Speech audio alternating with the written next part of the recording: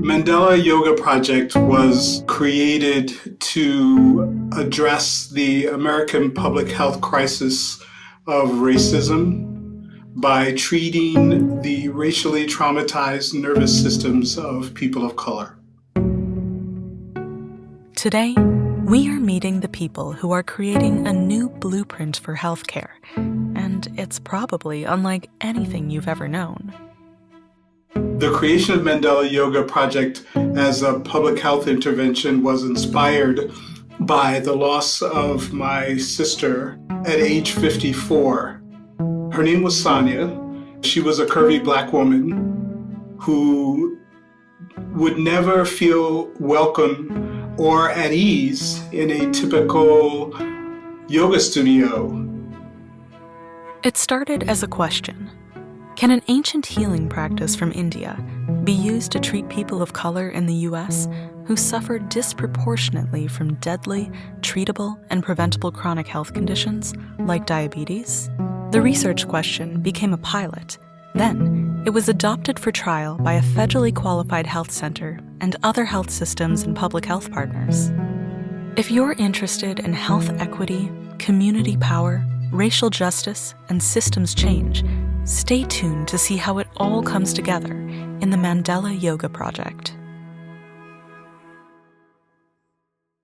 Jeffrey Thomas created the Mandela Yoga Project in Boston. Years ago, Jeffrey and his sister Sonia began a battle with diabetes. Jeffrey started practicing yoga and began to see health benefits. Sonia did not receive the adequate care she desperately needed. Jeffrey lost his sister when she was only 54 years old. So when she died of complications of diabetes, I asked, how can I make available to curvy Black women like her the kind of yoga that helped me to achieve a 50-pound weight loss and reduce my 3-month blood sugar average from above 9 to below 7. This question propelled Jeffrey to create Mandela Yoga Project. It serves those affected by the American public health crisis of systemic racism and offers ways for people to heal their own communities with the proven integrative health and emotional benefits found in yoga.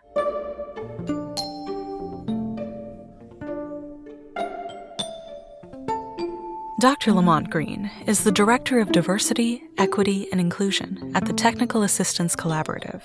He and his colleagues are working with Mandela Yoga Project to provide one-on-one coaching and access to a network committed to advancing equity-centered community design to meet the unique needs of Black, Brown, and Indigenous serving organizations.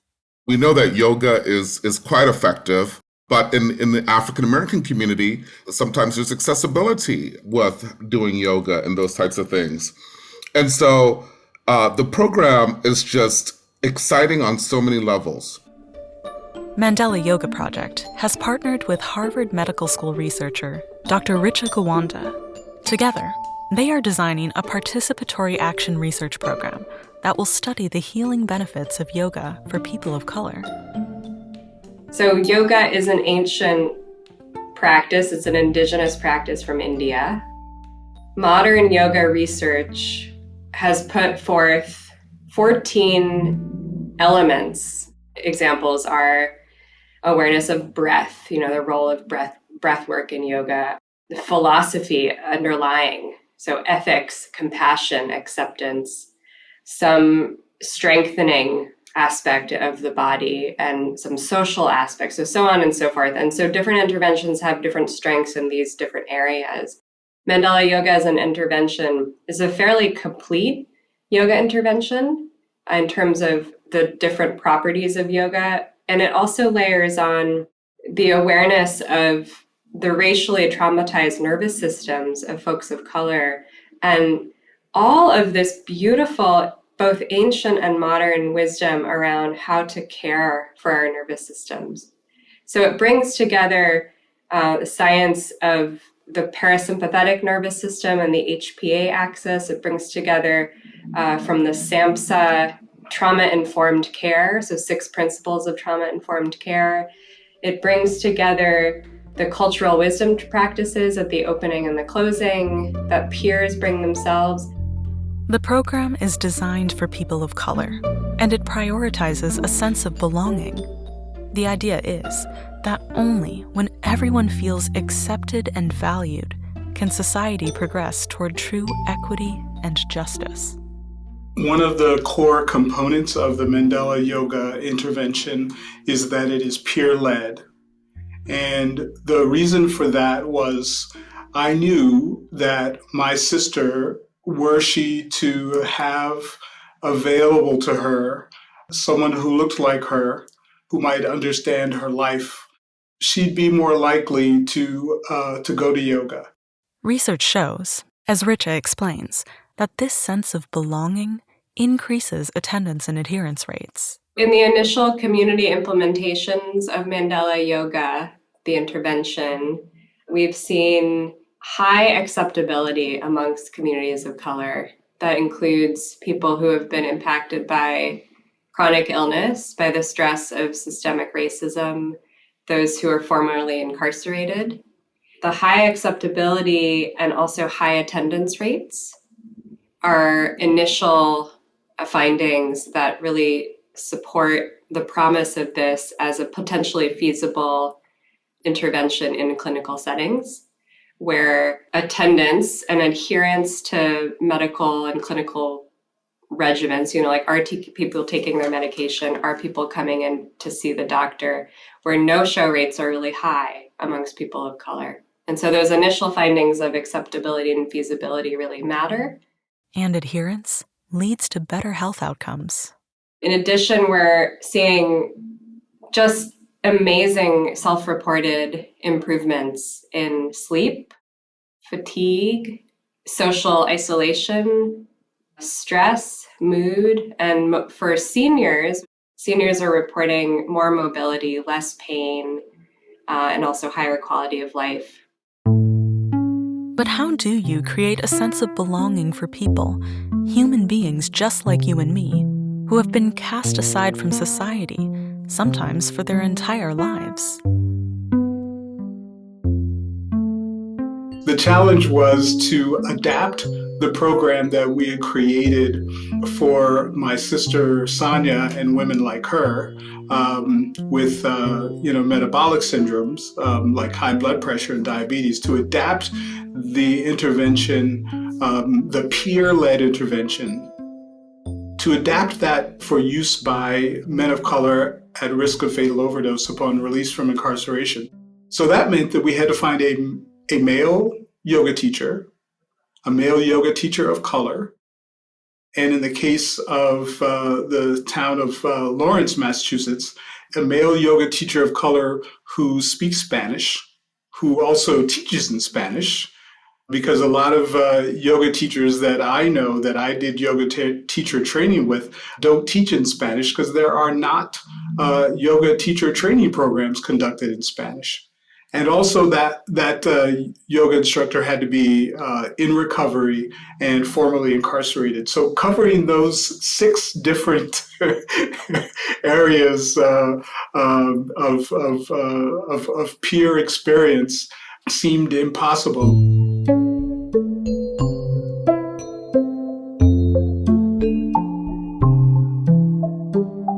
Meet Felipe, one of the teachers at Mandela Yoga Project. My name is Felipe Galatauma Rosario. As a teacher, I think it's very important that each person who comes through the door to take a class feels that they are essential, that we value their presence, and that we see them and appreciate the effort they make, no matter how much pain they are going through to get here. And in the end, we end up as a family. The great thing about Mandela is not the yoga or the sequence. It's good. It helps. But the great thing is that it creates a sense of community.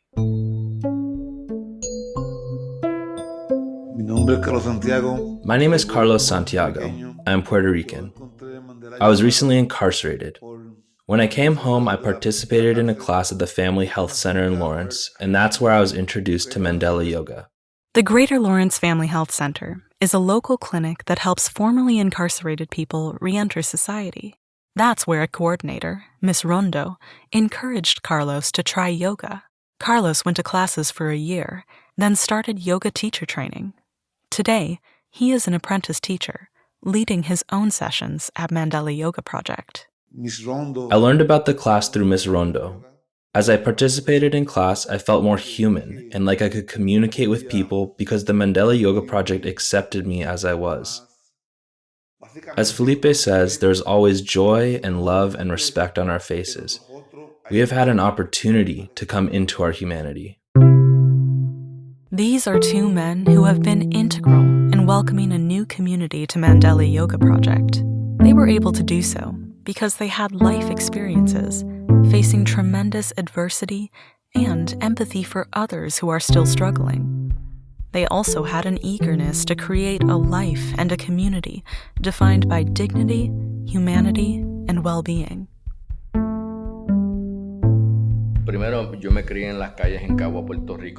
I grew up on the streets of Caguas, Puerto Rico, which was not easy. I arrived in the States when I was 16 years old and was already in Rikers Island at 17. I was sentenced as an adult. I was in a gang. Many times, people like me, who spend their lives on the streets, once we get out, we carry in our bodies everything we did on the streets or in prison. And that affects our children, our partners, our family members, and everyone in the community, because we continue to act and react in the same toxic way. When I was 29 years old, I had a problem. Something bad happened. I didn't want to talk and they sentenced me to 30 years in prison, which I served, and I've always held hatred in my heart towards people that do horrible things. But now with Mandela, I have learned to regulate my nervous system. I used to be a person who was quick to fight with everyone. Over the years, I've learned to be conscious of my breathing. Anytime I feel something is not right in my body, I now understand what is happening to me and can decide to walk away and avoid the problems.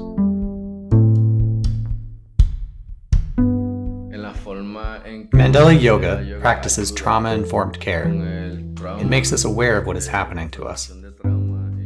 We let the students know that yoga sequences can help regulate high blood pressure, diabetes, and our nervous system.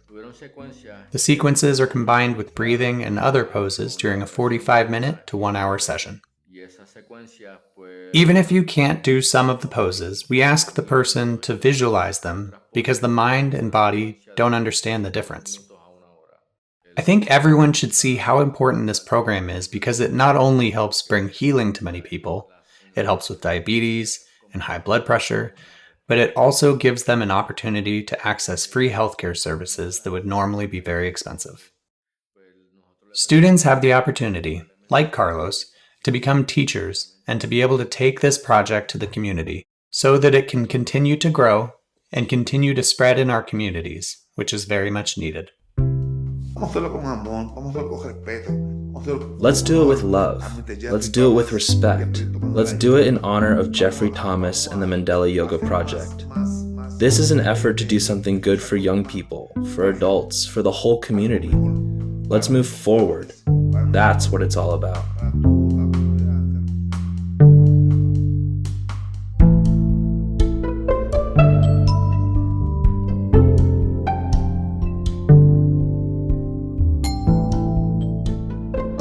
From both his personal and professional experience, Jeffrey will tell you that as we seek solutions to health inequities, the best resource is the inherent wisdom of those who are closest to the problems.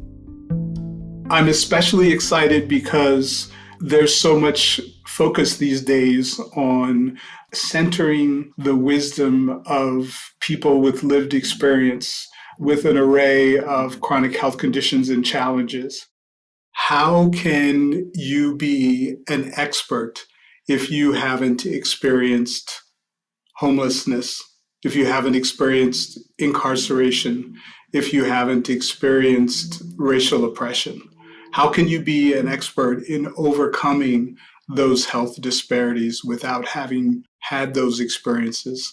So it's really exciting and important to us that the wisdom of people of color with lived experience with these chronic health conditions and with challenges of racial oppression, both the daily injustices as well as the generational injustices of racial oppression, that they are the architects of the research, of the healthcare, that they help to shape it, and that their wisdom informs how things get adjusted. When it comes to aligning systems for health equity, Lamont will tell you, centering care on community needs is essential to improve health equity, like just underscore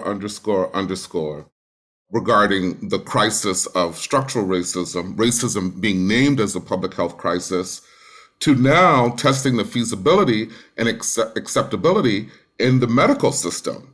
And so the possibility of really integrating this to both transform the medical system and improve health outcomes for racially marginalized and historically disenfranchised groups is really exciting.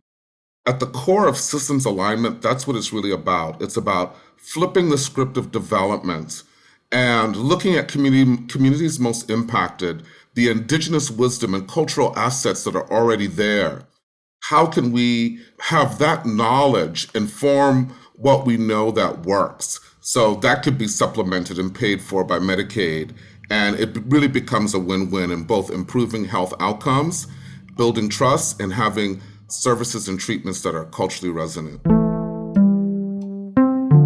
In the United States, there is justifiable intergenerational racial mistrust. Mandela Yoga Project demonstrates that a culturally resonant health program can produce 75 to 100% attendance, which is rare in traditional healthcare delivery. If we can replicate that alongside a group medical visit in which patients also are seen by a physician or by a behavioral health provider or by an exercise therapist or by a nutritionist, that the access to healthcare would be greater because they would actually be utilizing the services. We're investing in strategies that seek to heal the long history of health inequities by approaches such as Mandela Yoga that shift resources and power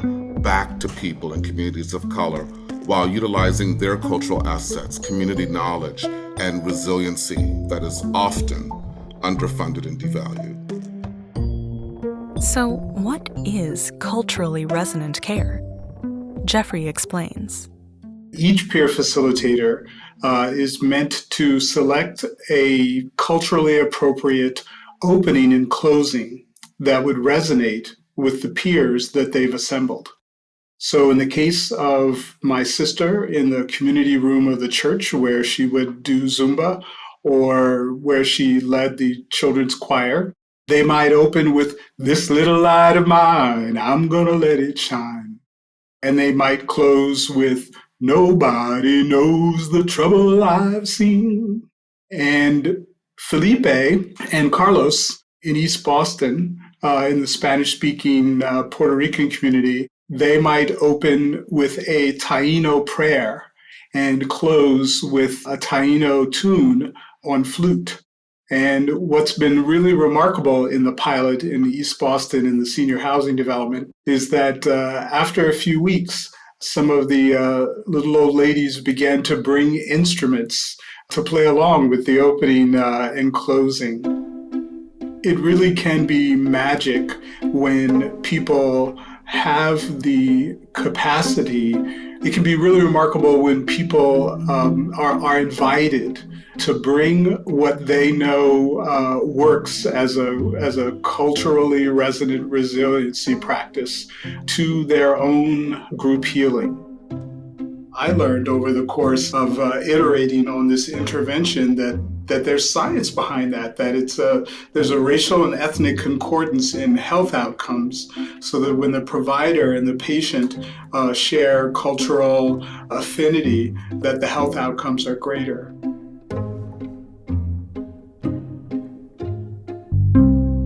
Suffering can be found in any community, but too often, opportunities to heal are scarce. When Jeffrey saw the impact of Mandela Yoga Project in his community, he wanted to expand the model and help others. The way to do it? Find evidence that it works so it can scale up. Once we had created the Mandela Yoga Health Intervention, if we wanted it to not only be a program that serves the needs of people of color with chronic health conditions, but if we wanted it to also have impact, to go far and wide, we had to have a distribution channel partner. Federally qualified health centers are in the neighborhoods where people of color live, work, worship, and play. And so we began to explore partnering with one federally qualified health center at a time when they happened to have received from the State Department of Public Health a reentry grant to support Black and brown men at risk of fatal overdose upon release from incarceration. Federally qualified health centers are a really important place to explore and collaborate and implement and learn what's required to reduce barriers for dissemination. Access points where we can increase healthcare utilization by communities of color and also decrease the health disparities, outcomes, access to treatment, decrease acute complications, because the majority of folks of color get their mental health care and their physical health care in primary care. Mandela Yoga has many traits that researchers are studying. It is peer-led, culturally responsive, and it is done in a group environment. Richa unpacks the significance of group healing. Group medical visits have 3 strengths for what our long-term goals are. So one is that you can offer care to many people at once, which is really important for having a bigger impact on community. Group medical visits also are really amenable to participatory medicine. So to the group itself, mining their own experience to understand and elicit from each other what works for you. And the physician is facilitating and guiding that process. The third important aspect is that collective trauma has been experienced in a group. So racial identity, gender identity, identity around disability, et cetera. And so we need to heal in groups as well.